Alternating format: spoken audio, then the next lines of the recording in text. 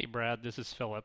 Hey, just wanted to quickly show you how to create a course, how to import a course, and how to enroll users into that course. And you probably have, hopefully, a setup similar to this. You should have a system administration tab with full admin rights. But what I want to show you first is how to go in and create a course that you can bring your export, the courses that we've exported from the OTL 100 training modules, and how to bring those into your created course. So first of all, you want to go to your courses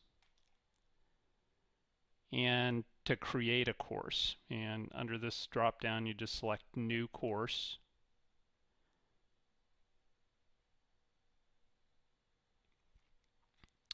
And you'll want to give that course a name. So whatever your naming convention is, you'll want to use that here. The course ID is usually what the students see. For our courses, we usually name them with a three-letter code designating the subject, whether it be philosophy, it'd be PHY, and then the course number, maybe the date. We usually use like 12 FA for fall. So that's what the course ID area would be. So whatever your naming conventions are there. Everything else pretty much, at least on our end, we default to. So you might want to verify that with your current instance, but we just go ahead and default, hit submit, and that creates the course. So once the course has been created, as an admin, you can go into system administration, go back to courses again, and you can do a search for that course by course ID or course name. You've got these filter settings and you can find that course. Since I'm already enrolled in the course that I created, I can go to my courses and pretend like this is a course I just created. It's one that I already had. It's basically empty. And an empty course will look kind of like this. There's no buttons on the side. You have your control panel, but there's no buttons because it's basically what we call an empty shell. There's nothing in it. And what we want to do is pull content into this course. So in order to do that, inside the newly created course where we are now, you'll go down to Packages and Utilities. And this should be the same on your Blackboard environment.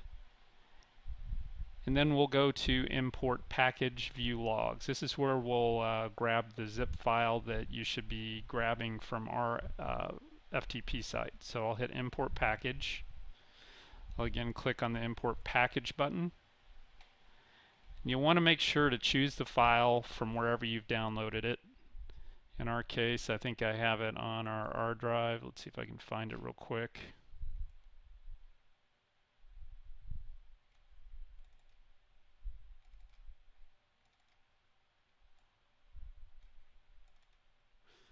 And this is what the archives look like, just zip files. So this is one of the OTL 100 courses. The full name is right here.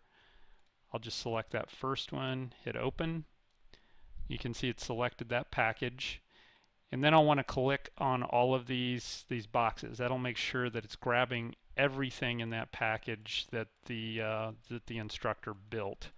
Since I don't know what they built and what they may not have used, rubrics, journals, etc., I'm just going to grab it all and select everything.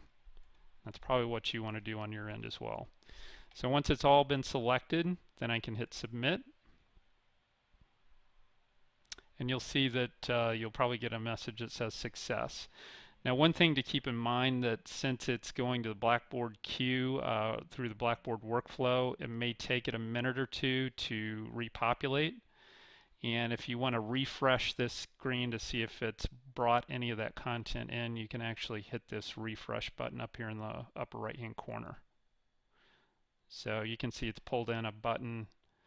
It may take it a minute to get everything in there. You see I hit it a second time and it's brought in more buttons. So all of the content should be here. If they've created lessons, it would be in the lessons folder. Anything else they may have created, it will be in under these buttons. So basically that's all there is to importing the course. And again, it'll put it under a name that you've designated. So once you have the course there now, you'll want to enroll probably your faculty member. And to do that, you can go down below here again under users and groups, and you'll want to enroll a user. So to enroll a user, just click users, and you can see I'm already enrolled as a user in this course, but I want to enroll somebody else. So you can either create a user here, or if you've already created user accounts, you can find users to enroll. And whatever you might have named that user, you can use just their username and hit browse, and it'll do a search on the system to find that user. Then you'd want to designate their role. So obviously they're an instructor, you put them in there as an instructor for instructor permissions.